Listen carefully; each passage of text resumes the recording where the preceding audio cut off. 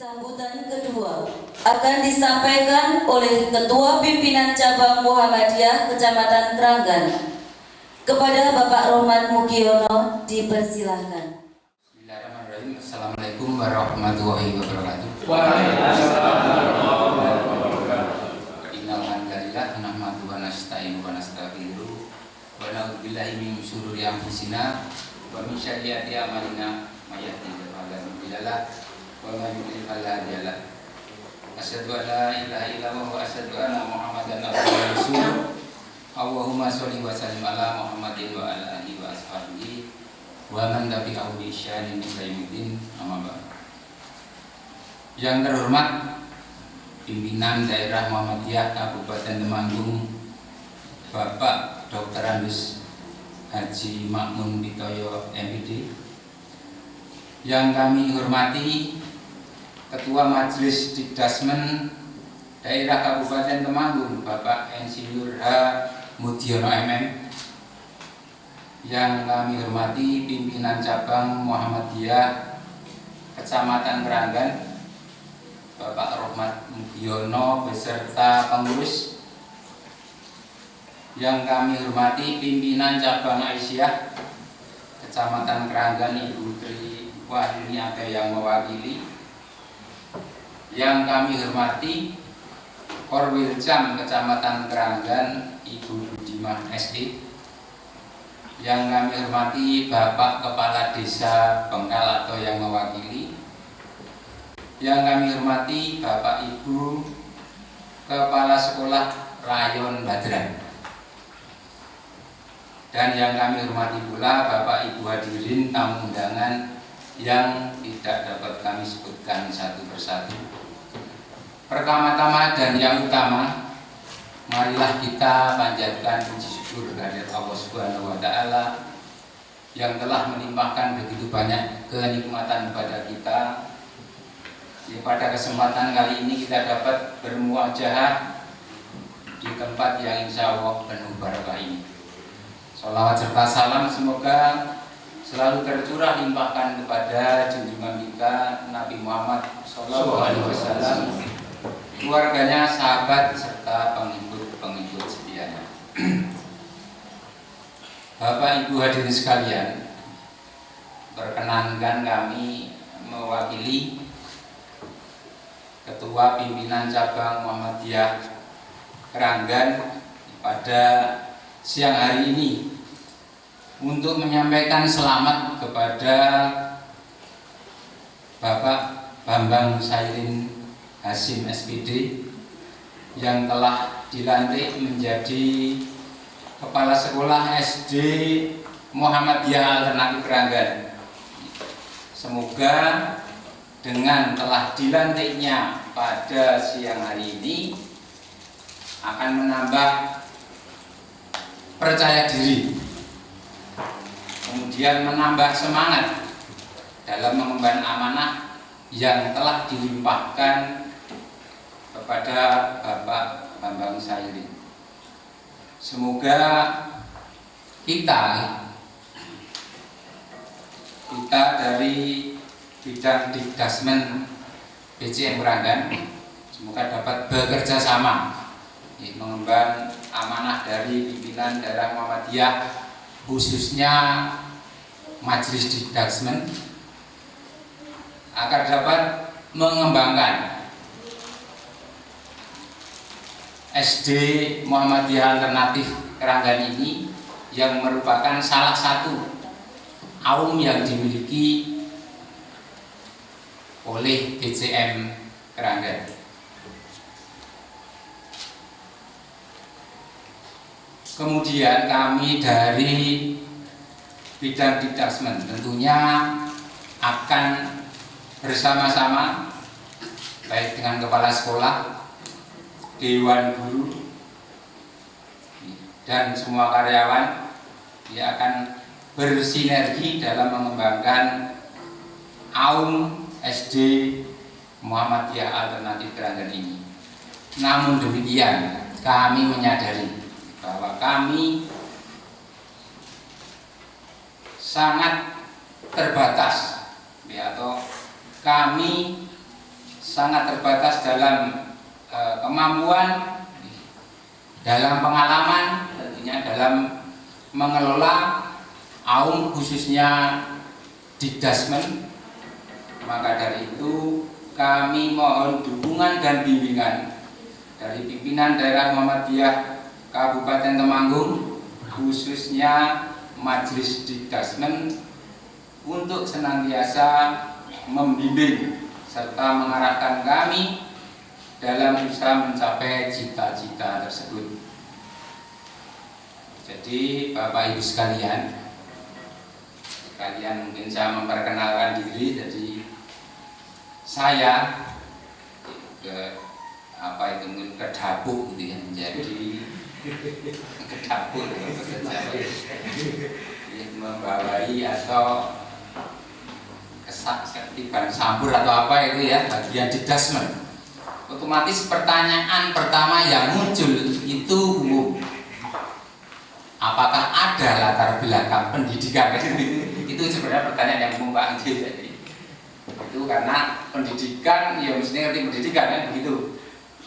Kalau nanti bagian yang lain mungkin tarjih ya pasti tahu hukum-hukum, misalnya hukum Islam dan sebagainya. Nah, sedangkan saya ini backgroundnya sama sekali tidak ada background pendidikan. Jadi kalau sudah ada mungkin yang kenal dengan saya itu langsung wong bisnis kok ngurusi pendidikan ini kok iso. Salah pilih. Karena apa? Nanti memang setiap orang itu otomatis itu pertama yang muncul adalah persepsi. Di sini ada wali murid atau enggak ada? Semoga enggak ada ya?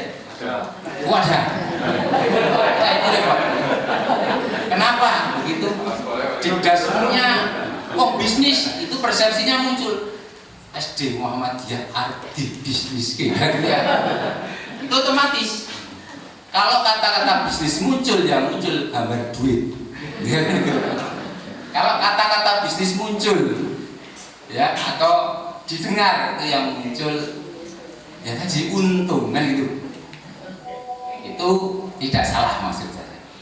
Namun demikian, karena ini merupakan suatu amal usaha, jadi nanti semampu saya akan berusaha mengemban amanah ini untuk memajukan bersama-sama dengan stakeholder yang ada, dengan fasilitas yang ada, untuk bisa lebih maju lagi. Amin. Maka dari itu kami mohon doa serta dukungannya dari Bapak Ibu sekalian. Dengan keterbatasan kami yang latar belakangnya sekolah juga tidak di keguruan, bisnis juga tidak di ekonomi. Jadi saya itu sarjana sastra, tidak bisa bikin puisi. Maka karena kami latar belakangnya dari bisnis, jadi mau nggak mau ilmu saya dari ilmu bisnis. Maka mohon maaf ini Bapak Ketua Pimpinan Daerah Kabupaten Temanggung, kami ini sebenarnya belum dilantik. Sudah memberi sambutan. Sebenarnya nggak pede, khawatir untuk ditakoni gitu ya. Sekarang ini belum ada.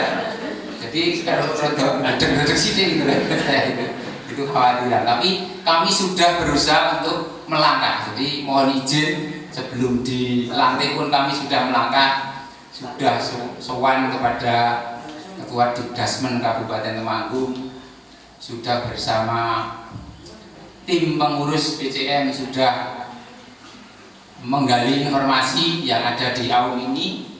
Maka dari sedikit informasi yang kami dapat, maka kami tentunya akan membuat suatu strategi. Strateginya memang strategi bisnis, semoga nanti bisa diterapkan dan tujuannya tercapai. Intinya begitu nih. Ya, jadi pertama, sebelum saya masuk ke Muhammadiyah itu sudah terus terang, karena saya penggembira terus terang mengamati. Jadi pertama dari nama dulu, mengapa sekolahan Muhammadiyah itu namanya alternatif, gitu ya?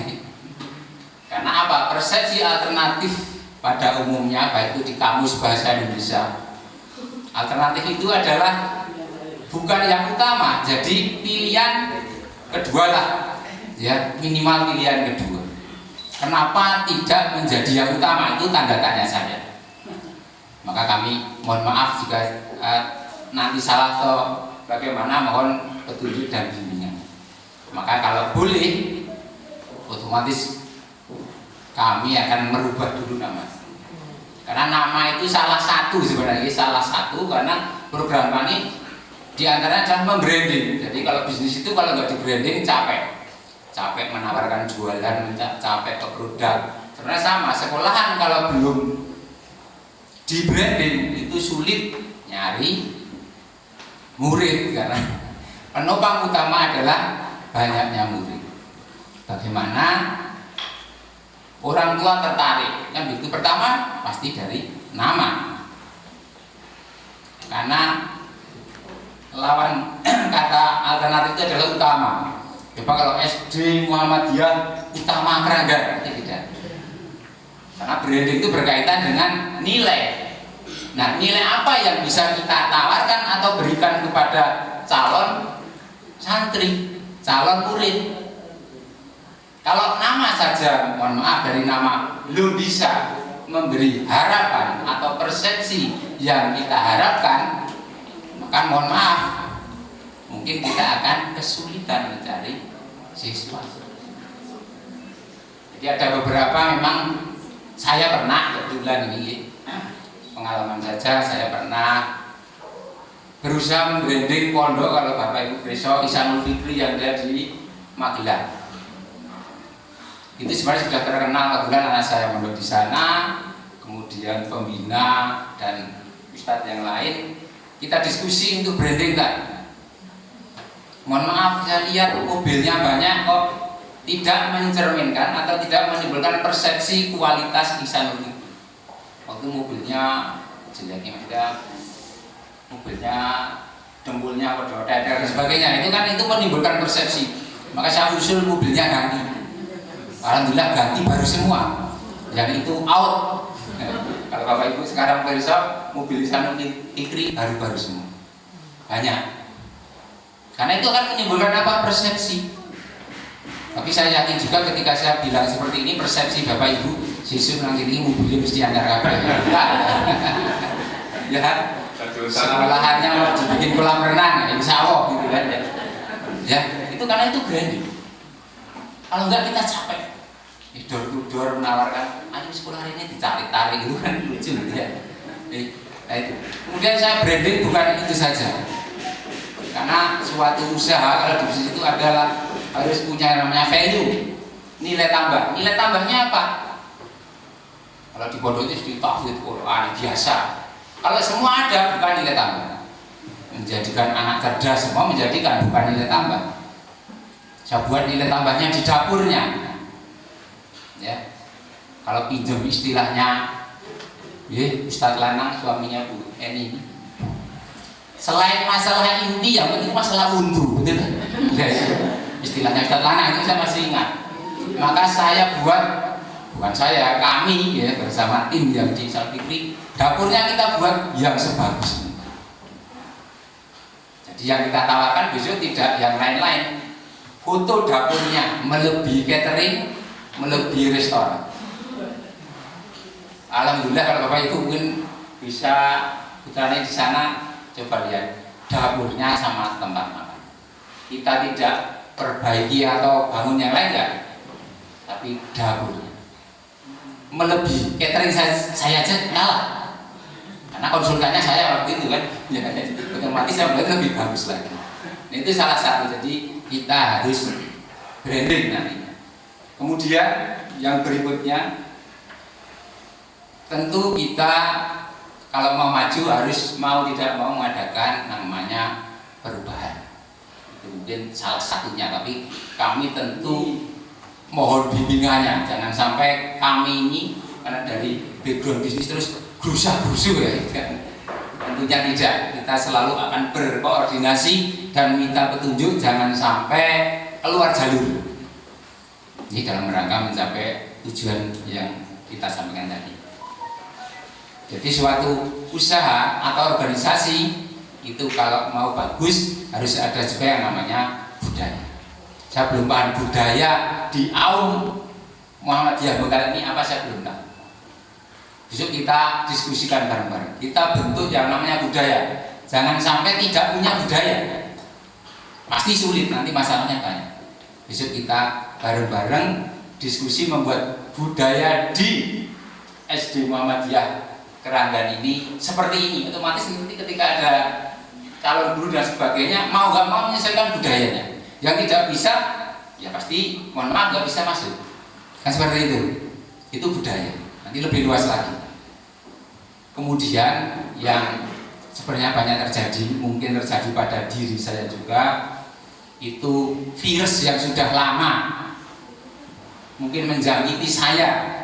Bisa jadi Bapak Ibu, semoga tidak ya. Itu yang sering kita lupa. Itu yang akan kami dari Dikdasmen akan mau apa kalau virus itu dimusnahkan dulu ya. Pelan-pelan dimusnahkan. Apa itu virusnya? Bapak Ibu sudah paham. Virusnya BEJ. Pernah dengar? Belum. Dengarnya BJ, Habibie, jadi B, E dan J. B apa itu B? B itu blame. Ini oleh bahasa Inggris bisa menerjemahkan. Blame itu artinya apa? Mengeluh. Jadi kalau orang yang selalu mengeluh itu jangan harap maju atau bisa diajak maju. Ungkapannya bisa kita lihat. Itu makanya nanti kita mau membuat budaya. Jadi kalau di Aum Muhammadiyah ini nanti tidak ada yang kena virus BEJ. Nanti kasih vaksinnya, saya mau kasih vaksinnya nanti ya. Kalau sudah selesai. Jadi B-nya itu mengeluh. Mengeluhnya biasanya bagaimana kalau di sekolahan gimana? Ya, kira-kira sekolah itu mengeluhnya seperti apa? Gajinya kan mau sidi. Ya, itu pertama. Tertawa berarti setuju. Mungkin yang lain lagi. Ya kan saya rumahnya jauh. Ini alasan. Kalau misalnya kok nggak begini-begini, itu selalu alasannya itu wadah aja. Itu berarti kena virus B. Ini hati-hati. Kemudian yang kedua E. E-nya kira-kira excuse. Excuse itu apa? Kalau tadi mengeluh, sekarang excuse. Alasan. Usah alasannya ono gitu ya. Lalu beralasan. Angel diajak maju. Alasan terus. Kalau di Aum pendidikan apa alasannya? Ya. Banyak. Contohnya sekolah orang maju kan fasilitasnya elek gitu. Kan fasilitasnya terbatas. Itu alasannya. Loh muridmu kok orang pinter-pinter, ngajarmu kok orang maksimal. Ya tadi sama, kan gajinya mesti di. Ya gitu ya. Gunungku ora cukup gitu. Nanti ini sekedar ya gitu ya. Itu alasan gitu ya. E, jadi B, E, kemudian yang ketiga J. J itu justify. Justify itu menghakimi atau pembenaran. Jadi itu benar terjadi. Tapi sebenarnya buat yang dua tadi, yang buat alasan tadi. Pembenaran. Loh, muridmu kok hasilnya kayak ngono, sing nang kono berhasil loh. Terus benar, dia itu sarjana pendidikan misalnya. Loh, saya lah ngomong SPJ, sing kono kan MPD, ya gitu. Itu benar. Tidak salah, bisa dibuktikan dengan ijazahnya. Loh, di sini kok SPD? Sempit pendapatan. Dan di sana master pendapatan. Maka berhasil itu. Lu iso maju. Ya. Maka virus BEJ ini kita harus musnahkan pelan-pelan gitu ya. Nanti siap-siap ya. Yang jadi kru kami di Dikdasmen ya. Siap-siap memberantas virus BEJ. Siap? Siap. Siap, insyaallah. Nah itu sekilas mungkin strategi ya. Dan tadi belum. Vaksinnya apa? vaksinnya atau obatnya itu gampang. Apa vaksinnya? Meskipun, jadi obatnya ini cuma pakai meskipun. Coba ketika menyampaikan sesuatu pakai meskipun saya cuma lulusan SMP, tapi saya bisa mengajar lebih baik. Meskipun fasilitas SD alternatif terbatas, tapi saya bisa mendidik siswa ini menjadi hebat. Maka obatnya apa? Meskipun. Berarti besok kalau diskusi dengan saya nggak ada Kirs BJ, adanya meskipun Pak, gaji saya mepet ya kan itu, saya mau bersungguh-sungguh. Kalau nggak gitu nggak kena virus berarti. Ya gitu, mohon maaf tidak etis kalau saya terlalu panjang lebar, masih banyak yang akan bersambungan dan acara yang lain. Dari saya sekali lagi mohon bimbingan dan arahannya. Kurang lebihnya mohon maaf yang sebesar-besarnya. Nasruddin Allah wa batin. Wassalamualaikum warahmatullahi wabarakatuh. Sambutan yang ketiga akan disampaikan oleh Kepala Korwilcam Kecamatan Kranggan, Ibu Budimah SE. Kepada beliau dipersilakan. Assalamualaikum warahmatullahi wabarakatuh.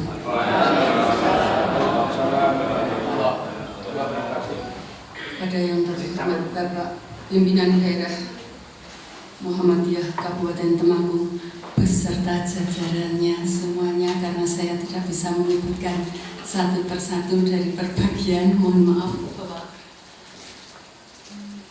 Yang saya hormati Ibu Ketua Aisyah Kecamatan Kranggan, Bapak Ibu semua yang hadir pada kesempatan pagi menjelang siang ini.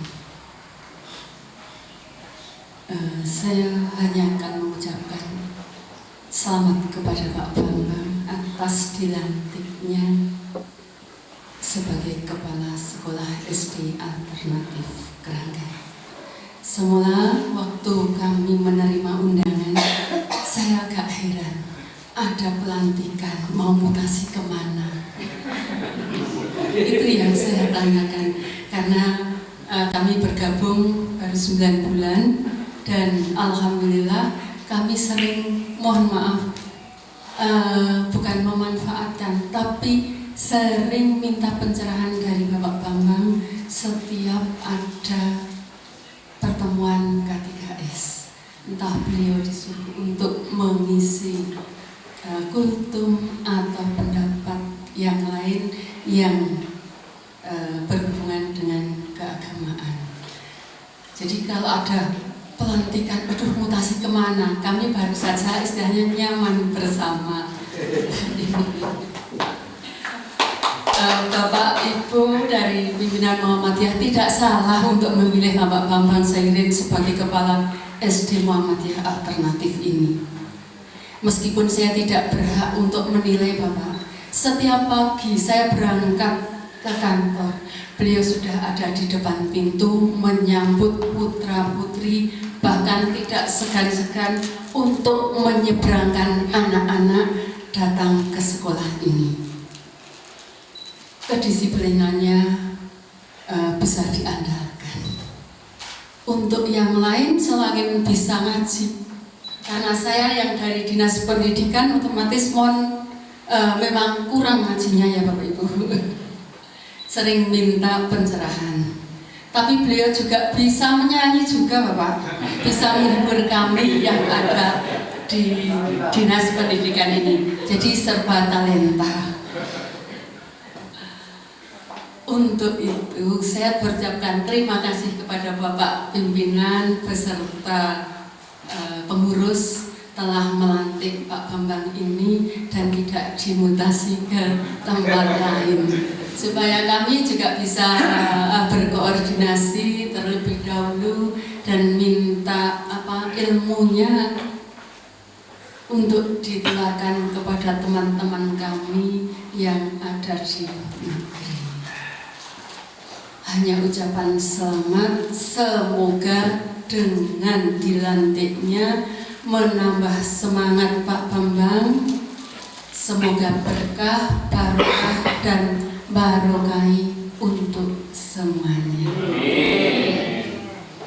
Kiranya itu saja Bapak, karena program dan yang lain dari Bapak Pimpinan Cabang beserta pengurus itu sudah banyak sekali. Semoga bisa terlaksana dan sukses semua. Saya akhiri, wabillahi taufiq wal hidayah. Wassalamualaikum warahmatullahi wabarakatuh. Sambutan yang terakhir akan disampaikan oleh pimpinan daerah Muhammadiyah Kabupaten Temanggung kepada Bapak Dr. Andes Haji Makmun Pitoyo MPD, dipersilahkan. Assalamualaikum warahmatullahi wabarakatuh. Alhamdulillahirabbil alamin. Wassalatu wassalamu ala asrofil anbiya wal mursalin Nabiyina Muhammadin wa ala alihi wa ashabihi wa man tabi'ahum bi ihsanin ila yaumiddin. Qala Allah Ta'ala fi kitabihil karim, a'udzu billahi minasyaitonir rajim. Bismillahirrahmanirrahim. Ya ayyuhalladzina amanu taqullaha haqqa tuqatih wa la tamutunna illa wa antum muslimun. Faya ayyuhal muslimun usini wa iyyakum bitaqwallah faqad fazal muttaqun. Amma ba'd. Yang kami hormati rekan kami dari Majelis Dikdasmen dan PNF Pimpinan Daerah Muhammadiyah Kabupaten Temanggung yang pada kesempatan pagi hari ini hadir di tengah-tengah kita, Bapak Mugiono dan Bapak Sumarong. Yang kami hormati pula Ibu Koordinator Wilayah Kecamatan Kranggan, yang kami hormati pula pimpinan cabang baik Muhammadiyah maupun Aisyah di Kecamatan Kranggan, kemudian juga Kepala TK, Kepala SD, NI mungkin juga yang rawuh pada kesempatan pagi hari ini, dan semua yang tidak bisa saya sebutkan satu persatu yang dimuliakan oleh Allah Subhanahu wa taala. Alhamdulillahirabbil alamin. Marilah senantiasa kita bersyukur kepada Allah Subhanahu wa taala atas segala nikmat dan karunia yang dilimpahkan kepada kita, sehingga pada kesempatan pagi hari ini kita dipertemukan di majelis ini dalam keadaan sehat lahir dan batin. Amin. Kita bertemu dalam rangka pelantikan kepala sekolah. Mudah-mudahan kesehatan kita bisa kita manfaatkan benar-benar untuk senantiasa kita bertambah ketakwaannya, ketaatannya kepada Allah Subhanahu wa taala. Shalawat dan salam semoga dilimpahkan kepada Nabi kita Muhammad sallallahu alaihi wasallam, keluarganya, para sahabatnya, serta para pengikutnya.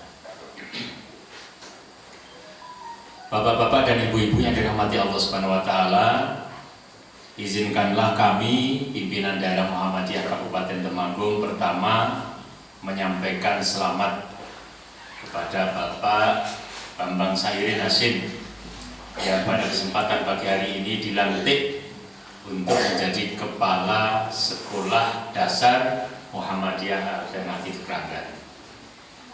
Barakallah, mudah-mudahan Allah memberikan barokah dan manfaatnya dunia dan akhirat bagi agama, nusa dan bangsa, sehingga benar-benar sekolah ini di bawah kepemimpinannya nanti bisa menjadi maju.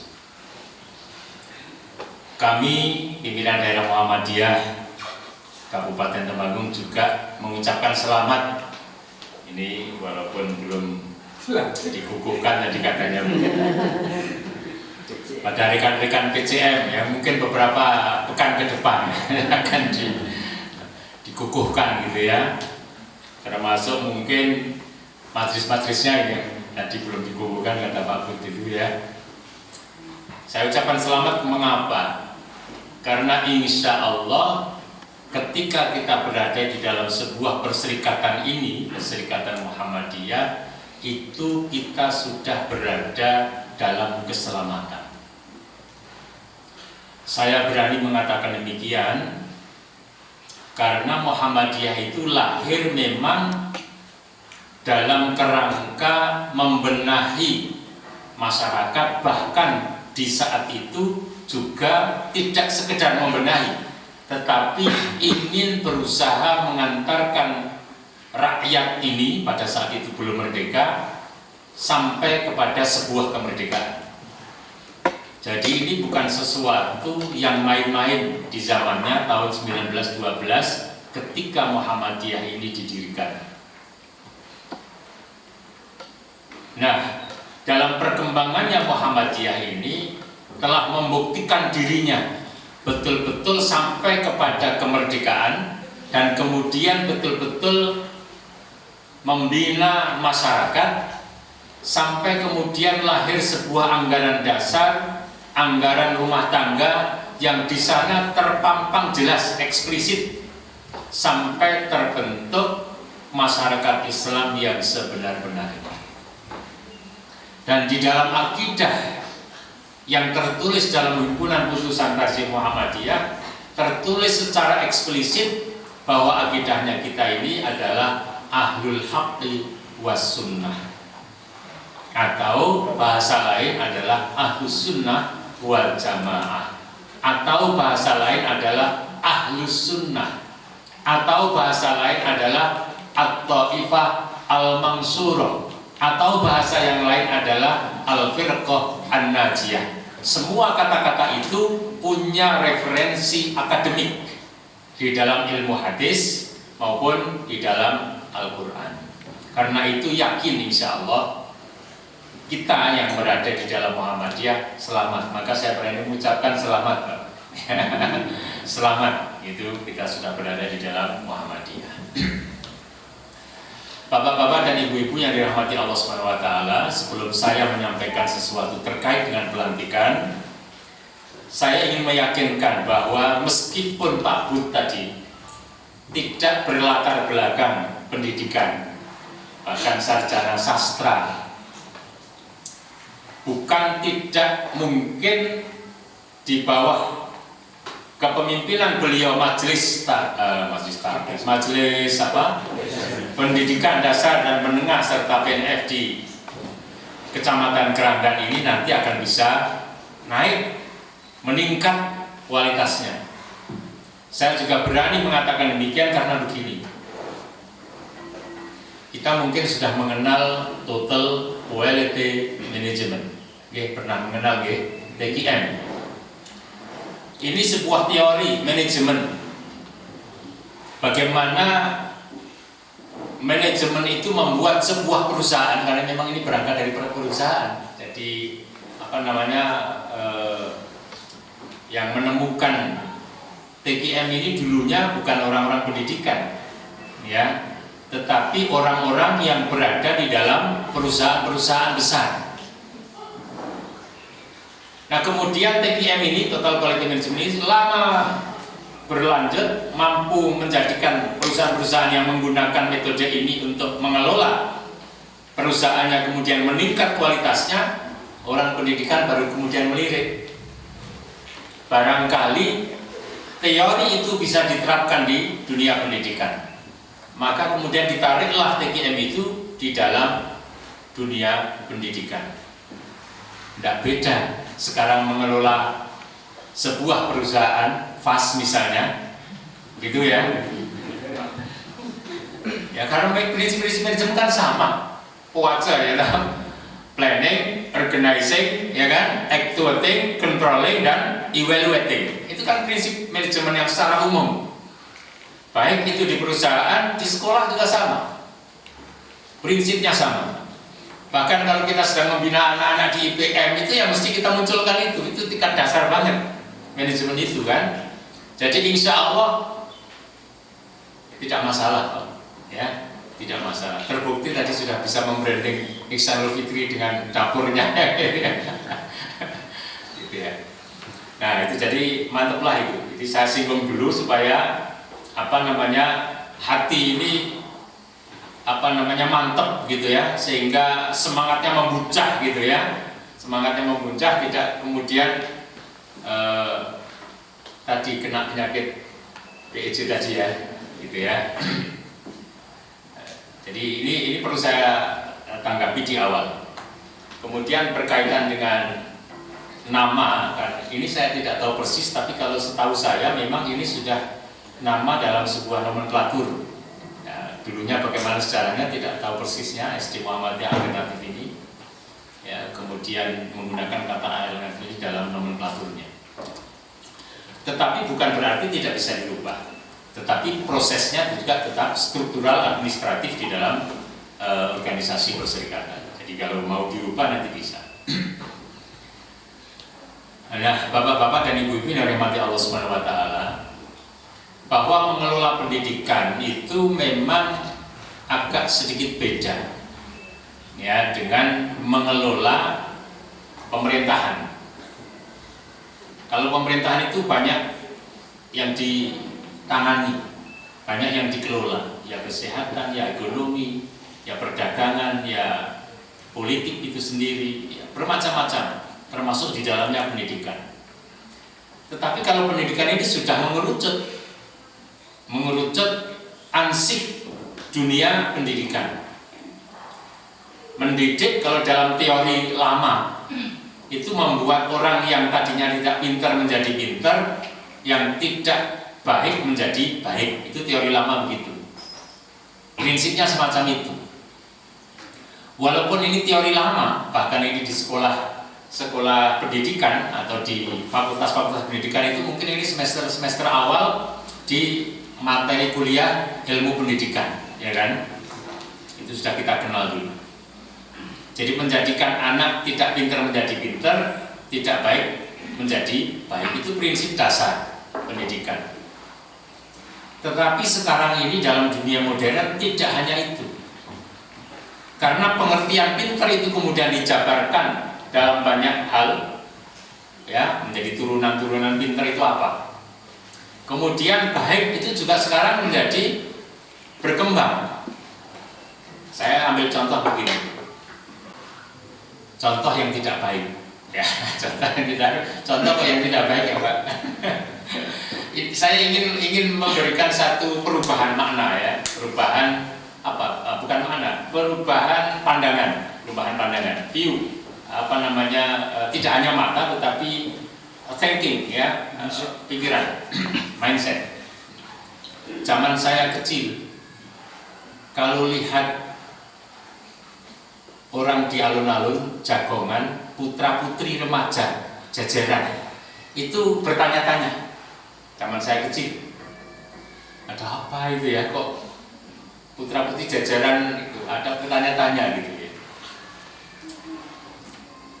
Sekarang hal itu sudah menjadi sangat biasa, sehingga orang tidak bertanya-tanya, tidak kagum, tidak kaget, ya. Jadi menganggapnya itu sebuah hal yang sangat biasa, gitu. Sehingga orang tidak lagi kemudian membicarakan, gitu, tidak. Kenapa? Ya itu karena perubahan pandangan. Perubahan pandangan itu sesuatu yang tidak baik. Dan sekarang anak-anak kita sudah biasa semacam itu. Boncengan putra putri biasa ya. Walaupun dia bukan mahramnya. Ya, kalau dulu zaman kecil itu mesti bertanya-tanya. Ada anak putri pakai sepeda motor lanang, dulu ada sepeda motor lanang ya. Simbi Plangkok misalnya gitu kan, ini sepeda motor lanang atau GL gitu ya. Itu kalau yang bebek itu sepeda motor wedok gitu. Itu kalimat dulu ya, ketika saya masih anak-anak remaja gitu. Kalau ada anak putri kok pakai sepeda motor lanang, itu menjadi pembicaraan. Sing tomboy, sing macam-macam gitu. Sekarang biasa saja gitu ya. Itu pandangan-pandangan. Jadi ada perubahan.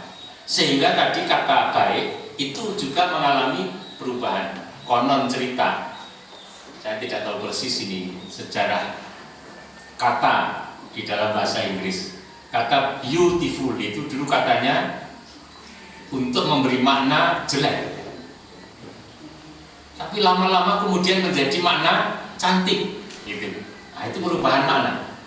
Benar apa tidak saya nggak tahu. Kalau sekarang di Indonesia mungkin ada kata itu yang semacam itu. Dulu edan itu gila, ya benar enggak? Tapi kalau ada orang cantik lewat, weh, Dana Yuni itu benar enggak? Nah, pandangannya beda. Ini yang saya ingin mengambil satu pandangan manusia, mindset manusia itu mengalami perubahan-perubahan. Karena itu ketika kita berbicara pendidikan, tidak bisa tidak kita juga harus melihat kondisi masyarakat di zaman kita berada. Sekarang ini anak kecil, bahkan cucunya Pak Mut kalau sudah kawin bojo mungkin bisa mainan game di HP. Betul tidak kira-kira? Bahkan mungkin ketika ibunya atau mamanya mau mengambil, rebutan sama sang anak. Nanti dulu mama, nanti dulu gitu. Mamanya pengen WA-an gitu. Gitu. Itu terjadi sekarang. Dulu tidak ada sama sekali. Sehingga dulu kalau orang berkirim surat butuh 1 bulan untuk mendapatkan jawaban. Gitu? Betul apa tidak? Itu kira-kira begitu. Sekarang tidak perlu beberapa detik, ya, tidak perlu beberapa detik. Baru saja itu saya komunikasi dengan seorang wakil kepala SMK Malaysia yang mau berkunjung ke Temanggung ini. Ya, nanti sore kita menjemput di bandara. Nah, ini begitu cepat sekali, hanya beberapa detik. Tetapi bapak-bapak dan ibu, perkembangan teknologi yang demikian tidak semuanya selalu membawa dampak positif. Ada dampak-dampak negatif yang timbul. Nah, sekolah, pendidikan itu harus melihat semua ini dari aspek-aspek negatif maupun dari aspek-aspek positif. Dan ini diperlukan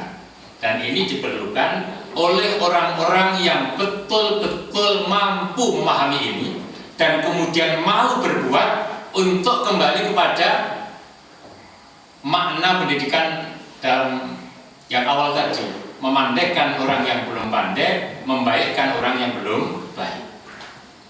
Itu butuh orang-orang yang memang tidak sekedar mampu, tetapi juga harus ada kemauan. Nah, kemauan inilah yang tadi disinggung oleh Pak Bud tadi, kadang-kadang punya virus gitu kan. Nah, virusnya harus ternyata vaksinnya malah gampang ya, meskipun gitu ya. Saya tadi mau cari-cari apa kira-kira apa namanya vaksinnya itu, ternyata meskipun gitu ya. Nah, siap apa tidak itu tergantung nanti Pak Babang dan kawan-kawan. Di Keranggan ini kita punya amal usaha beberapa. Ada MI Muhammadiyah, ada TK Muhammadiyah, ada SD Muhammadiyah, ada TK ya, kemudian juga ada SMP ya. Ada masjid juga ya untuk interaksi. Sekarang tambah toko kita. Itu amal usaha. Bagaimana mengembangkan itu semua? Tentu tadi ada kemampuan, ada kemauan. Tapi kemampuan ini biasanya, ini kalau ini pengalaman bukan bukan sebuah ilmu, tapi bisa menjadi ilmu ya. Kemampuan itu biasanya ditopang oleh kemauan yang keras. Kemampuan itu bisa ditopang oleh kemauan yang keras. Saya melihat ada anak usia SD, gagu kalau ngomong, gagu perso ya, apa? Kagok gitu kalau ngomong itu loh. Angel sulit gitu ya, sulit untuk bicara. Tetapi dia punya kemauan keras untuk bisa mengaji, melafalkan alif, ba, ta, sa dengan sungguh-sungguh. Selang berapa bulan dia bisa bahkan menghafal, Masya Allah. Jadi kemampuan itu kadang ya sangat ditopang oleh kemauan kita. Nah, sekarang tinggal mau atau tidak. Kalau memang ini nanti bisa menjadi sebuah teori ya. Kalau kita mau, maka akan ada kemampuan. Kalau sudah kemauannya ada, kemampuannya ada, pastilah jalan keluar itu akan sampai. Kalau dalam teori agama, bapak-bapak dan ibu-ibu yang dirahmati Allah Subhanahu wa taala, dalam semua hal kita menangani berbagai macam persoalan hidup kita, termasuk pendidikan, itu sebenarnya kuncinya cuma 3 saja. Ya, kuncinya cuma 3. Ini teori agama. Yang pertama adalah doa. Doa yang kuat. Mengapa doa didahulukan? Walaupun memang ada sebagian ulama yang menduakan, ya, menomorduakan doa, gitu ya. Tapi doa didahulukan menurut pengetahuan yang saya paham. Kenapa? Karena di dalam doa itu mengandung makna bahwa ada pengakuan kita di hadapan Allah Subhanahu wa taala bahwa kita itu lemah.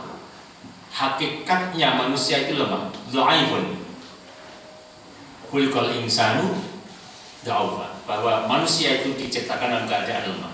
La haula wala quwata illa billah. Tidak ada kekuatan sama sekali, tidak ada daya sama sekali kecuali atas pemberian Allah saja. Nah, dengan doa itu berarti kita menghadirkan diri kita sebuah pengakuan bahwa lemah kita itu. Dan Allah saja yang maha kuat. Maka doa itu memohon kepada Allah kekuatan. Ada seorang putri. Putrinya seorang abang becak. Mohon maaf saya tidak merendahkan abang becak, tetapi ini secara rasional karena ini juga viral gitu. Putrinya abang becak itu belajar dengan sungguh-sungguh. Kemudian bapaknya mendorong dia supaya sampai S1. Di S1 dia mendapatkan beasiswa. Terus dia bercita-cita sampai S2, sampai S3, bahkan di Eropa. Ketika wisuda S1, bapaknya mengantarnya ke kampus dengan naik becak. Masya Allah. Apa yang ada di dalamnya kira-kira? Secara rasional sebenarnya kan tidak punya kemampuan secara finansial, ya. Tetapi Allah memberikan jalan. Dan itu saya membuktikan tidak hanya 1-2. Ini kalau saya ceritakan ini kan memang cerita orang lain. Yang di depan saya itu banyak. Ya, yang di depan saya artinya murid-murid saya yang dari sisi kacamata finansial itu tidak akan sampai kuliah, tapi dia bisa sampai kuliah, bahkan mendapatkan beasiswa yang cukup besar. Bayangkan mendapatkan beasiswa 1.200.000.000. Itu di depan mata. Bukan tidak mungkin. Nyatanya itu betul-betul. Mbak Yulisa Hinda dari Kandangan, Lebok, tetangganya Pak Zumaro, itu mendapatkan beasiswa Fakultas Kedokteran 1.200.000.000. Bayangkan itu. Apa di dalamnya? Kekuatan doa itu. Mbak Yulisa ini di depan mata saya, ya. Bapaknya meninggal dunia ketika anak ini menghadapi ujian. Jatuh. Kawan-kawan termasuk kita hadir memberikan semangat agar kembali lagi semangat belajarnya. Kita sampaikan tentang kekuatan doa.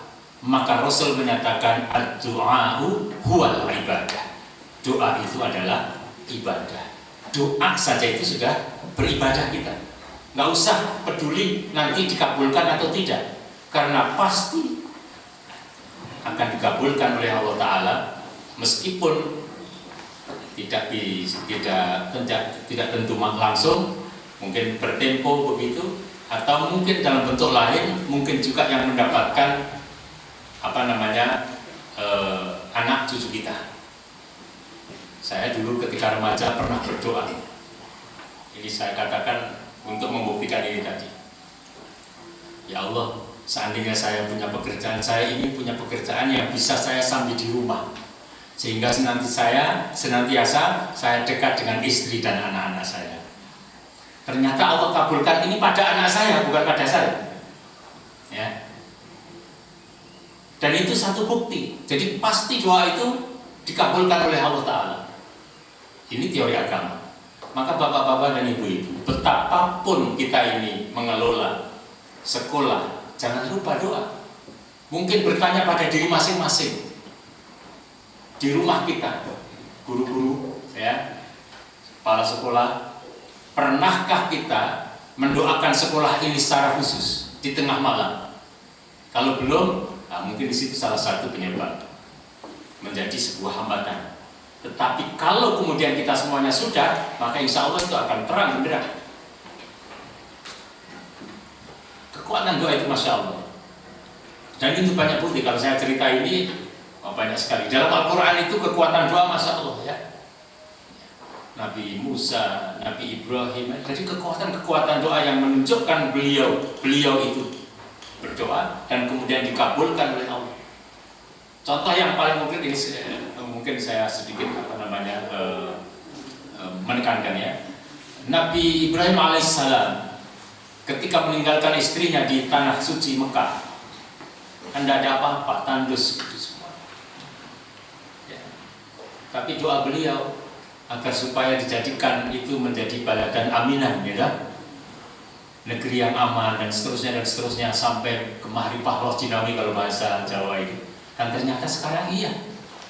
Kalau kita ke Mekah itu, Masya Allah, menurut teori alam barangkali ya, batu semua kok. Batu bukan batu ecek-ecek yang seperti di daerah Borobudur atau daerah Mundilan yang bisa dipatah-patah itu. Keras-keras semua di sana itu. Masya Allah, keras betul. Ya, sehingga kalau mau membelah batu itu ya pakai platina gitu. Itu jadi kalau mengandalkan batu untuk tumbuh-tumbuhan itu rasanya agak lama gitu. Tapi kehendak Allah, sekarang kalau kita mencari di sana itu pisang, apel, ya, bahkan kimpul. Saya pernah mencari kimpul di Mekah itu dapat. Gitu loh. Betul ya. Saya sama istri, yuk kita coba-coba sekarang masuk supermarket cari kimpul. Ternyata dapat. Tahu ya? Ini kimpul itu. Walaupun mahal ya di sana, ya, terong mahal di sana, di sini murah ya. Jadi ibu-ibu ketika saya suruh mau beli daging kambing, awis Pak, awis. Enggak, coba sana ke warung beli daging kambing. Ternyata lebih murah daripada terong, gitu ya. Lebih murah daripada terong. Nah ini bukti. Dan Nabi Ibrahim berdoa dengan kekuatan doa itu melahirkan sebuah baldah, sebuah negara atau sebuah wilayah di Mekah yang sangat makmur. Itulah barangkali satu, ya, ini teori agama. Yang kedua adalah di samping doa, teori agama itu mengharuskan kita untuk berusaha. Kalau dalam bahasa agama namanya ikhtiar, usaha. Usaha inilah yang barangkali terkait dengan manajemen, terkait dengan leadership, terkait dengan marketing, terkait dengan branding. Nah itu usaha itu, gitu ya. Nah, itu bermacam-macam nanti. Monggo silahkan itu. Ya, branding itu memang penting. Ya. Saya kadang-kadang selalu ngomong gitu ya, ini nggak apa-apa saya omongkan di sini. Godang garam, jarum, itu kan perusahaan rokok ya, udah besar, sangat besar. Tetapi selalu saja iklannya itu muncul di mana-mana, nggak pernah berhenti. Pertanyaan saya, ini udah kenal banget, sudah sangat hebat terkenal, tidak hanya di dalam negeri. Seantero Nusantara dikenal semua, jarum, godang garam gitu kan. Sampai anak-anak kecil saja sekarang kenal gitu kan.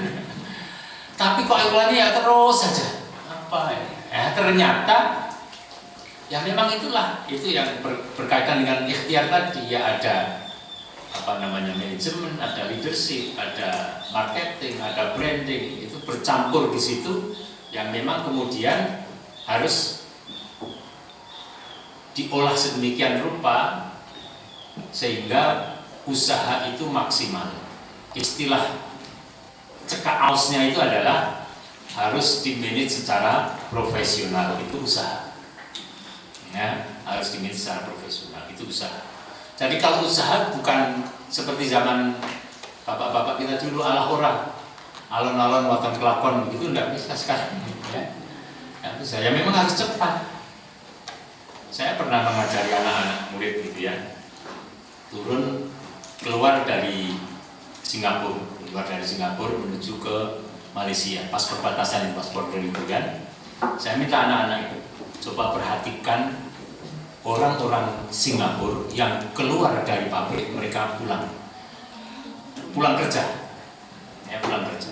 Saya suruh memperhatikan betul apa yang terjadi. Anak-anak itu ikut jalan, Pak. Jalannya itu seperti lari, sampai anak-anak itu ikut lari gitu ya. Mempraktekkan itu ternyata ngos-ngosan. Jadi naik turun tangga itu mereka sangat terbiasa dan lari semua. Padahal itu pulang kerja. Biasanya kalau kita pulang kerja itu kan rada gelap-gelap, rada capek. Itu betul tidak? Kita di Singapura tidak seperti itu. Jalan itu seperti setengah lari. Betul-betul itu. Dan itu sudah menjadi budaya. Ya, saya tidak menuntut SD Keranggan atau SMP Keranggan seperti itu gitu ya. Tetapi ini ingin menunjukkan bahwa semangatnya itu dari start sampai finish, bahkan ketika perjalanan pulang pun itu masih semangatnya, Masya Allah. Itu heran saya. Bagaimana membuat budaya yang demikian? Ya, kadang-kadang itu kalau kita WA-an malam tentang madrasah kita, tentang sekolah kita, masih ada yang tadi mengeluh ya, malam-malam masa istirahat ya ngomong ke pekerjaan gitu ya. Ternyata mereka tidak mengenal itu.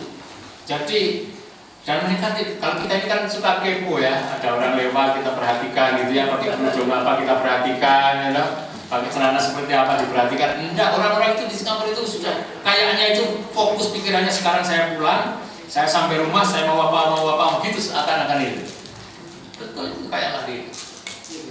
Nah ini salah satu ya yang penting untuk kemudian kita renungkan ketika ikhtiar tadi menyangkut beberapa macam lagi. Ini saya global ya, saya global tidak rinci. Nah yang ketiga di dalam teori agama, setelah doa kemudian ikhtiar, maka tawakal. Ketentuannya itu dipasrahkan kepada Allah. Tetapi biasanya hasil itu tidak mengkhianati proses. Tawakal begini, jadi misalnya mencari murid, kita targetnya 200 misalnya, targetnya 200, dapatnya 150, kemudian merasa gelo, nah itu namanya tidak tawakal. Ya udah, itulah yang dipastikan Allah. Targetnya 200, dapatnya 150, maka yang 150 itu yang dikelola secara baik, secara sungguh-sungguh, sehingga satu orang santri, satu orang siswa, satu orang mahasiswa itu punya nilai, betapapun guru yang membina harus lebih dari 10 barangkali. Apalagi targetnya 200, dapatnya 250. Nah, orang tawakal itu akan mensyukuri itu, bukan kemudian melahirkan kesombongan. Ya, tidak seperti korun. Nah, itu tawakal. Sehingga tawakal ini kalau sudah ada di dalam diri kita, ketika sesuai kehendak atau sesuai program, kita bersyukur kepada Allah. Ketika belum sesuai, kita cukup bersabar. Terus pola kehidupan itu seperti itu. Doa, usaha, tawakal. Dapat bersyukur, belum dapat sabar. Terus itu pola kehidupan.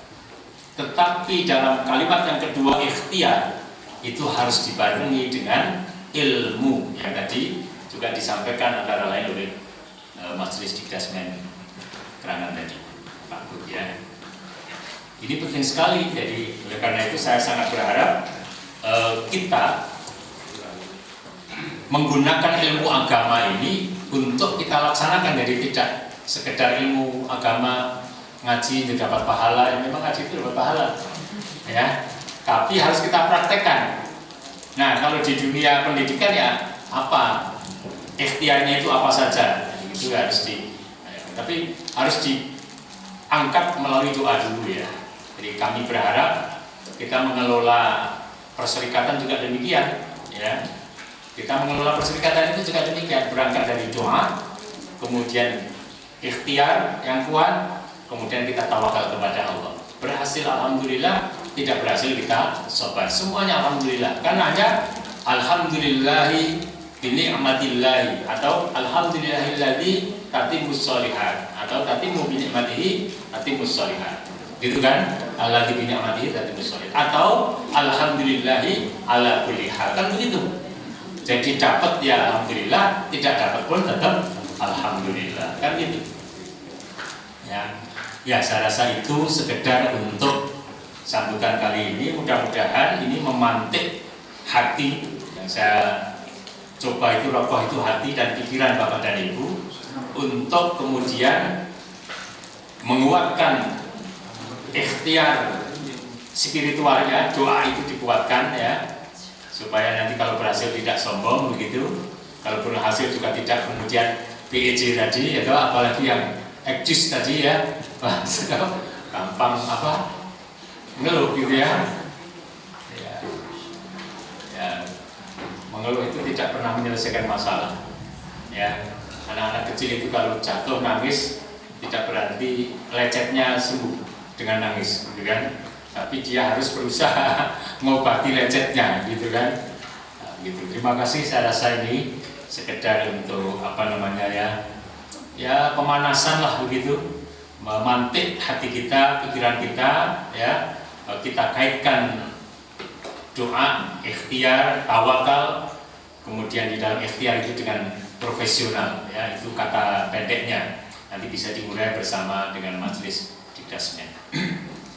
Dan saya yakin majelis dikdasmen daerah dengan pasukannya, insya Allah saya melihat sebuah kekuatan besar ya di bawah pimpinan Pak Mujiono. Saya terima kasih sekali. Ya, insya Allah program-program sudah sangat bagus. Kita tinggal fokus melaksanakan program seperti orang Singapura, tidak tinggal-tinggal, tidak kepo tadi, fokus gitu ya pada program kita. Insya Allah kita akan sukses. Insya Allah ya. Sukses. Demikian, kurang dan lebihnya mohon maaf.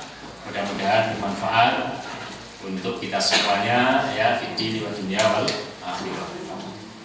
Saya akhiri subhanakallahumma wa bihamdika asyhadu an la ilaha illa anta astaghfiruka wa atubu ilaik. Nasrun minallah wa fathun qarib wa basyiril mu'minin. Alhamdulillahirabbil alamin. Assalamualaikum warahmatullahi wabarakatuh. Acara yang terakhir penutup, marilah kita tutup acara pada siang hari ini dengan bacaan hamdalah. Kami selaku pembawa acara mohon maaf apabila banyak kekurangan dalam menghantarkan acara dari awal hingga akhir.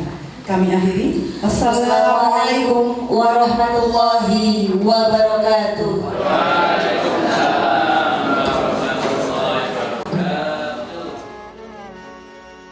إلى